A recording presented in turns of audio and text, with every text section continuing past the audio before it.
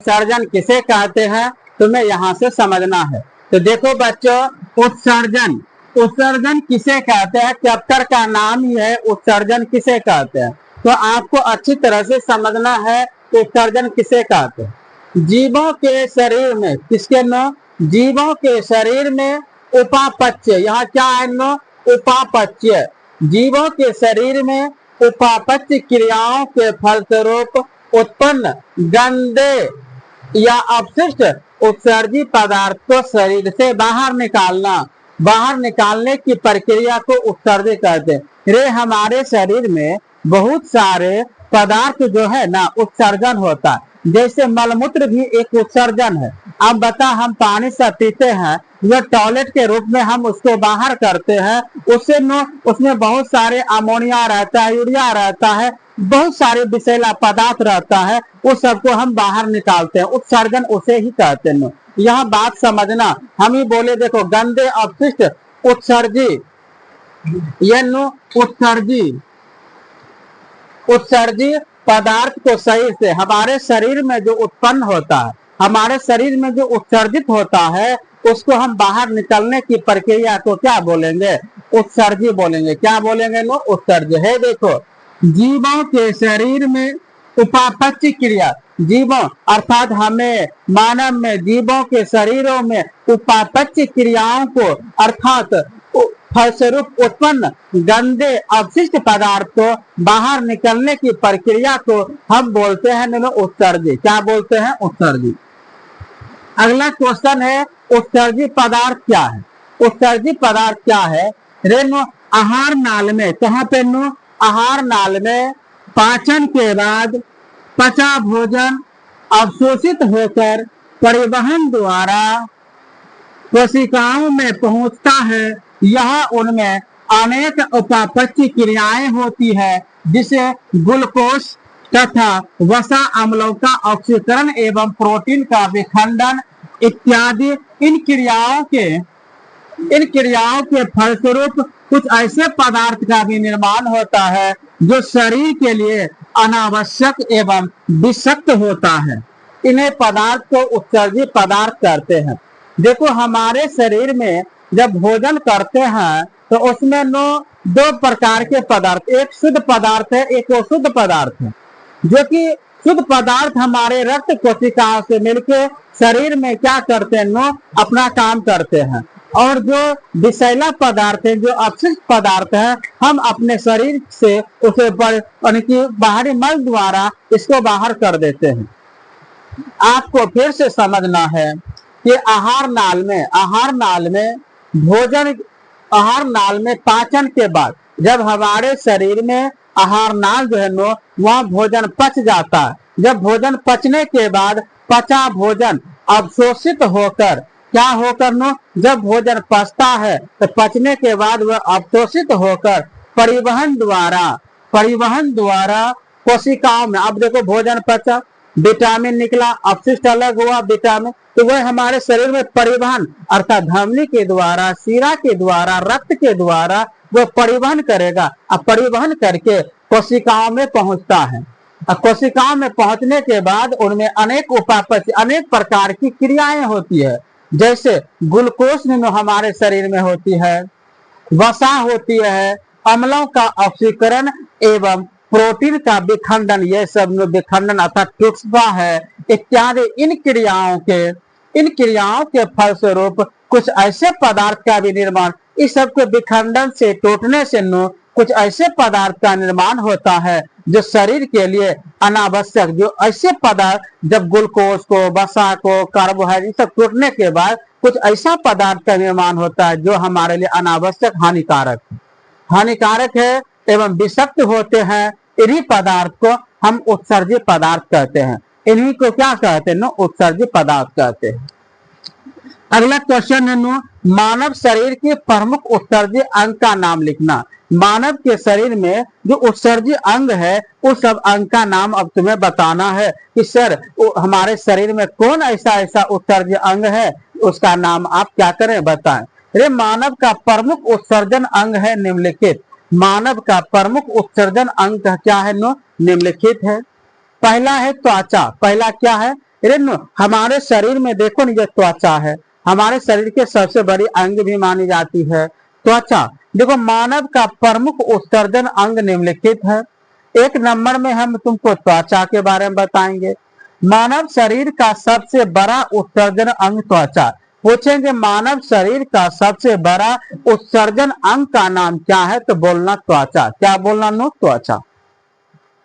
जिससे श्वेत ग्रंथि पाए जाते हैं, जिससे श्वेत ग्रंथि पाए जाते हैं। अरे इनमें श्वेत ग्रंथि देखो कौन कौन, जैसे तुम्हारे हमारे शरीर से पसीना निकलता है, वही सब। इनमें छोटे छोटे छिद्र, हमारे शरीर में जो है छोटे छोटे क्या है? छिद्र। इतना छोटे छोटे छिद्र पाए जाते हैं जिससे पसीना बाहर निकलता है। हमारे शरीर से मानव शरीर का सबसे बड़ा उत्सर्जन अंग अगर माना जाए तो वह त्वचा है, क्योंकि हमारे शरीर में छोटे छोटे छिद्र पाए जाते हैं, उससे पसीना क्या है? बाहर निकलता है। यह शरीर के ताप का संतुलन करता है। हमारे शरीर में जो छोटे छोटे छिद्र हैं उससे पसीना निकलता है, उससे जो पानी निकलता है वह हमारे ताप को, हमारे शरीर को गर्मी को, टेम्परेचर को वह क्या करके संतुलन करके रखता है। तो यह है पहला त्वचा की कहानी। अब आते हैं फेफड़ा। ये मानव का प्रमुख उत्सर्जी अंग होता है। ये मानव का प्रमुख उत्सर्जी अंग होता है। पूछेंगे रे, ये मानव का प्रमुख उत्सर्जी अंग होता है जिसकी संख्या एक जोड़ी है। एक जोड़ी मतलब होता है दो गो, अगर जिसमें दो की संख्या है उसको हम एक जोड़ा बोलते हैं। एक जोड़ी होती है ये शरीर के अंदर, ये शरीर के अंदर निर्मित, ये शरीर के अंदर निर्मित CO2 गैस को शरीर से बाहर निकलने का कार्य करता है।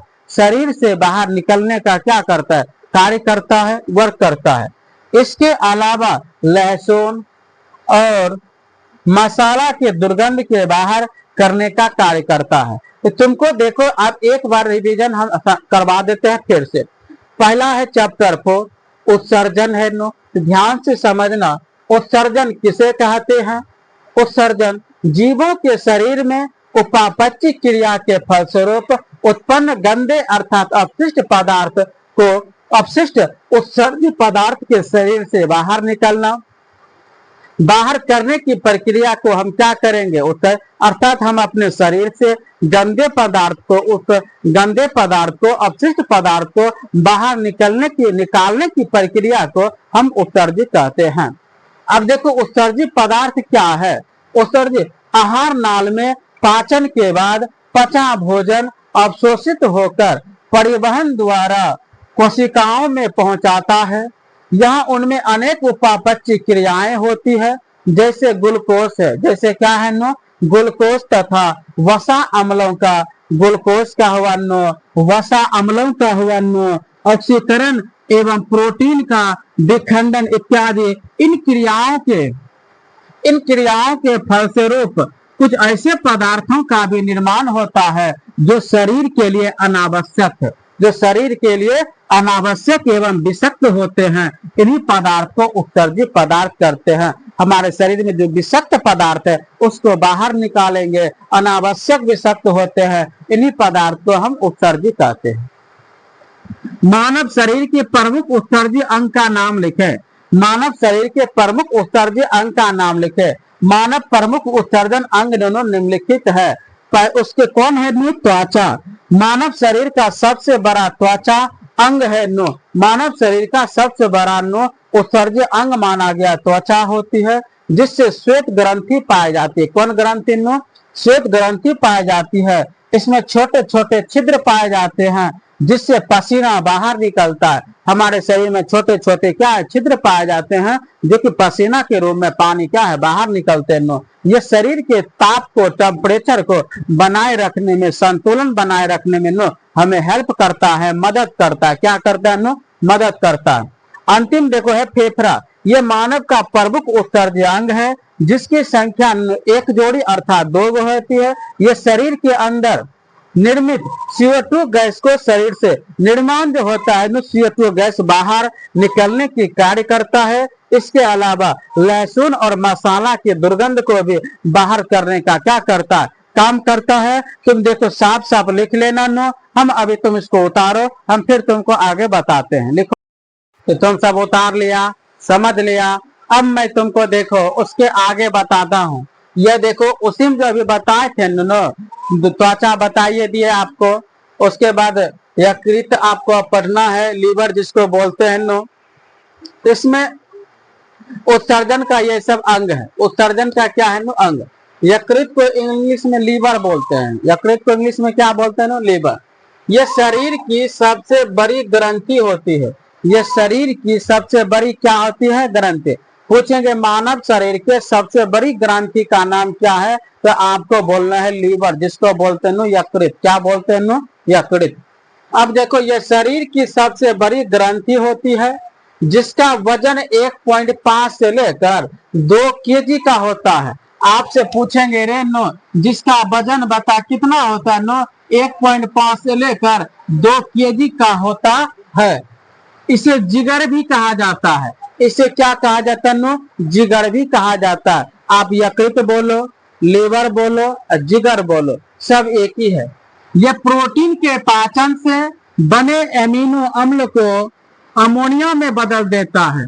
यह देखो नो, प्रोटीन के पाचन से बने अमीनो अम्ल को किसमें बदल देता है, अमोनिया में बदल देता है। तथा यकृत को कोशिका इस अमोनिया को यूरिया में बदल देता है। रेनो हमारे यकृत में तुम जान रहा है तो उत्सर्जन होता है, वहां पे यूरिन बनता है। वहां से यूरिन जब उत्सर्जन होता है तो उसमें बहुत सारे अपशिष्ट पदार्थ रहते हैं। यूरिया एक विषैला पदार्थ है। यूरिया से कौन वह यूरिया जो है वह किसमें बदल देगा नो, अमोनिया में, जो कि यह बहुत विषैला विषाक्त है। अगर आप उसे रोक के रखेंगे तो वह आपको किडनी पर आपको वह डैमेज पहुंचाने, क्षतिग्रस्त करने का क्या करेगा, काम करेगा।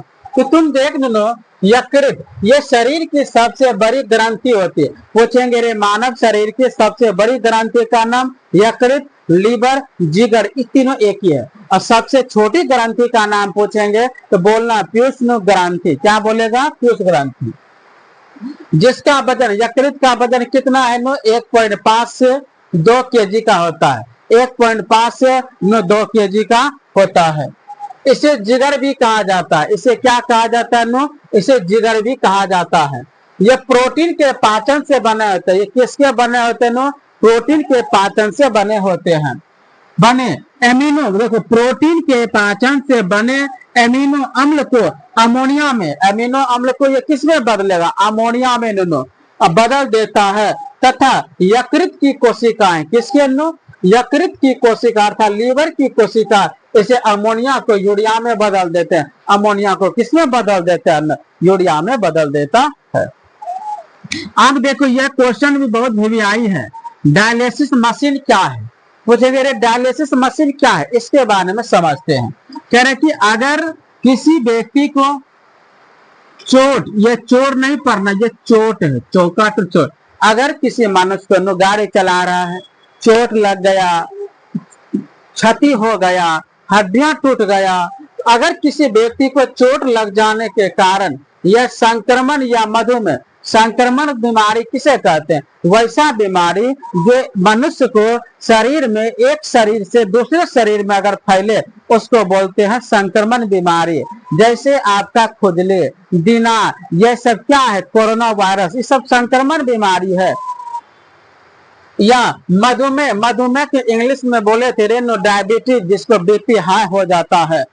या उच्च रक्तचाप बढ़ जाना, जब मधुमेह बीमारी होगा, रक्तचाप होगा, डायबिटीज होगा तो ऑटोमेटिक है कि उच्च रक्तचाप होगा। उच्च रक्तचाप बढ़ जाने से किडनी क्षतिग्रस्त हो जाती है और अपना कार्य करना बंद कर देता है, जिसके कारण शरीर के अंदर जहरीला पदार्थ की मात्रा, जहरीला पदार्थ की मात्रा बढ़ जाती है। जहरीला पदार्थ की मात्रा क्या होती है, बढ़ जाता, जिससे रोगी की मृत्यु भी हो सकती है। जिससे रोगी की क्या हो सकती है, मृत्यु भी हो सकती है। अतः इस निष्कासन कि जिस मशीन का प्रयोग किया जाता है उसे हम क्या बोलते हैं, डायलिसिस मशीन कहते हैं। रेनो एक बार देखो ध्यान से, अगर किसी व्यक्ति को चोट लग जाने के कारण, चोट लग गया, कभी गिर गया छत पर से, एक्सीडेंट हो गया किसी कारण, संक्रमण चोट लग गया हो एक कारण, दूसरा संक्रमण बीमारी हो तुम्हारे शरीर में, या मधुमेह बीमारी या उच्च रक्तचाप बीपी हाई हो गया है, हो जाने से किडनी, हो जाने से देखो संक्रमण से, मधुमेह से, उच्च रक्तचाप से, बढ़ जाने से किडनी, कौन सी नो, किडनी क्षतिग्रस्त हो जाती है। किडनी क्या होती है नो, क्षतिग्रस्त हो जाती है और अपना कार्य करना बंद कर देता, और अपना कार्य करना क्या कर देता, बंद कर देता, जिसके कारण शरीर के अंदर जहरीला पदार्थ की मात्रा, किसके नो, जिसके, अब बता, चोट लग जाएगा, किडनी काम करना बंद कर देगा, किडनी करना बंद कर देगा तो उत्सर्जन नहीं होगा, जहरीला पदार्थ नहीं निकलेगा, वह अपना काम करना बंद कर देगा। अंदर जहरीला पदार्थ जब काम करना किडनी बंद कर देगा, जहरीला पदार्थ की मात्रा क्या होगा, बढ़ जाएगा, जिससे रोगी के, अब बता, बढ़ते जाएगा तो रोगी का क्या होगा, मृत्यु होगा। तुम्हारे शरीर से अगर मान ले टॉयलेट नहीं करिएगा, अब उसमें बता अमोनिया बढ़ते जाएगा, यूरिया बढ़ते जाएगा, उसको जब तक बाहर न निकालेंगे वह हमारे लिए, अब बाहर निकालेंगे तो हम आराम रहेंगे, अब बाहर नहीं निकालेगा तो वह क्या होगा, हानि होगा, नुकसान होगा, बहुत कष्ट हो सकता है, आदमी को कुछ दिन के बाद मृत्यु भी हो सकता है। जिस मशीन का अब तुम प्रयोग करके इसको बाहर निकालेगा, मान ले मृत्यु भी हो सकती है। अतः इस निष्कासन, अगर तुम उसको निकालेगा, निष्कासन करेगा, बाहर निकालेगा, जिस मशीन का तुम प्रयोग करेगा उसके क्या बोलते हैं, डायलिसिस मशीन कहते हैं। जिस मशीन का प्रयोग करेगा उस मशीन को हम क्या बोलते हैं, डायलिसिस मशीन कहते हैं। अगला है नेफ्रॉन। नेफ्रॉन का वर्णन करें। देखो नेफ्रॉन का वर्णन, विरिक, क्या बोलेगा इसको, विरिक की क्रियात्मक इकाई को नेफ्रॉन कहा जाता है। पूछेंगे विरिक की क्रियात्मक इकाई को हम क्या बोलते हैं, तो नेफ्रॉन कहते हैं। विरिक की क्रियात्मक इकाई को क्या बोलते हैं, नेफ्रॉन। इसे विक्राणु भी कहा जाता है। इसे क्या कहा जाता है, विक्राणु भी कहा जाता है। प्रत्येक विरिक में नेफ्रॉन की संख्या 10 लाख से अधिक होती है। आपसे पूछेंगे प्रत्येक विरिक में बता नेफ्रॉन की संख्या कितनी होती है, तो बोलेगा 10 लाख। प्रत्येक विरिक में नेफ्रॉन की संख्या कितनी होती है, तो बोलेगा सर 10 लाख से अधिक होती है। नेफ्रॉन की संरचना, नेफ्रॉन की संरचना प्याले की आकृति का होता है, जिसे बोमेन संपुट कहा जाता है। बोमेन संपुट में रुधिर कोशिकाओं, बोमेन संपुट में रुधिर कोशिकाओं का जाल है। रुधिर कोशिकाओं का क्या है, जाल। जैसे गुच्छा का समूह पाया जाता है, जिसे गलोमेरुलस कहते हैं, जिसे हम क्या कहते हैं, गलेरुमुलस भी कहते हैं। गलोमेरुलस और बोमेन संपुट के मिश्रित रूप को मैलपिगियन संपुट कहा जाता है। मैलपिगियन संपुट कहा जाता है। आपको हम फिर से नेफ्रॉन के बारे में बताते हैं। नेफ्रॉन का आपको सिर्फ वर्णन करने दिया है। एग्जाम में हो सकता है आपको नेफ्रॉन का बोलेगा स्वचित्र वर्णन करें। स्वचित्र मतलब होता है कि आप चित्र सहित इतना सारा भाषा लिखना है, तो आप चित्र सहित आपको यह बनाना क्या है, जरूरी है। तो इसमें तो देखो सिर्फ वर्णन करने बोले तो हमने वर्णन कर दिया। अगर आपको एग्जाम में पूछे कि नेफ्रॉन का स्वचित्र वर्णन करे तो